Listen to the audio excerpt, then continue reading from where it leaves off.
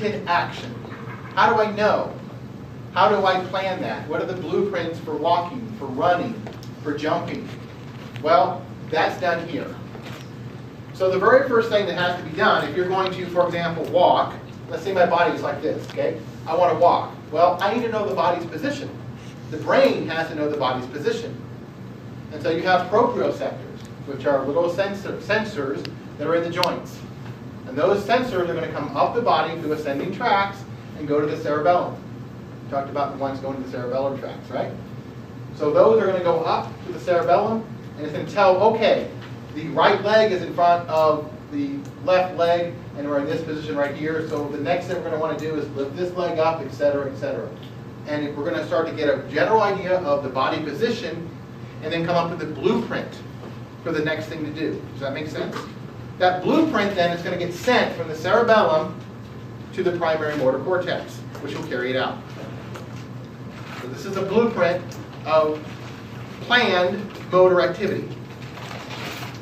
Another way of thinking about it is like this. There is a difference between cruise control in a car and an automatic pilot. So I don't want to confuse you guys. We're not talking about cruise control. Cruise control is going to do what? If I set the cruise control, can I let go of the steering wheel? No. No. Is it going to adjust to traffic in front of me and slow down? No. Is it going to adjust to the wind blowing me off course? No. So it's not cruise control. It's an automatic pilot. What's an automatic pilot? Well, in an airplane, it's a machine, right, that adjusts to changing conditions and gets you from point A to point B. Well, that's kind of what this does too. It adjusts for changing conditions. I'm changing, right, or I'm getting wind, or I'm bumping into things, and I'm still able to do all the activity. I'm able to adjust to the outside world and still come up with a coordinated plan of action to walk. So it's adjusting the outside stimulus to come up with the planned motor activity, which is executed through the primary motor cortex. So again, that's the way I think about it. So I kind of describe it that way. Hope that helps. So that's the cerebellum in a nutshell. Don't worry about the other things, cognitive functions, no big deal. So we're going to come back. One more thing. Let me do this real quick. We'll take a break.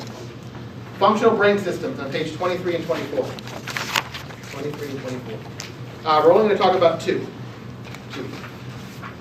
The limbic system we've already talked about, so it should be fairly simple here what we're talking about. The limbic system is emotional. We have different parts of the brain, including the hypothalamus we talked about, that are involved in the limbic system. So we're able to, for example, oh my gosh, that smells horrible, or oh my gosh, that smells great, right? We're able to put an emotional response to some sort of sensation. That's what it is. It's our emotional brain, right? And again, it's made up of a bunch of different parts of the body. This is actually what helps you feel better if you think you're better, or feel worse if you think you're worse. Again, it's that whole placebo effect again. It also enables you to remember emotions in a very deep way. So we can actually control, or at least the prefrontal cortex, down here, we can actually remember things very, very well, especially emotional events. We have a very intimate connection with emotional events, either good or bad. We forget something, even if it's good or bad. Usually the bad ones we forget more for some reason, right? That's the way it is. So that's the way it is. I mentioned all this stuff again. Okay. The other one is called reticular formation.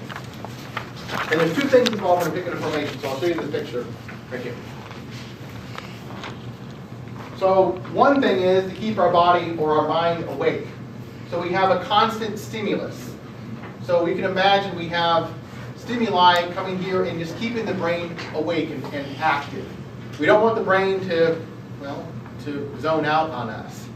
Okay? We want the brain active and always working. And so we have the activating system.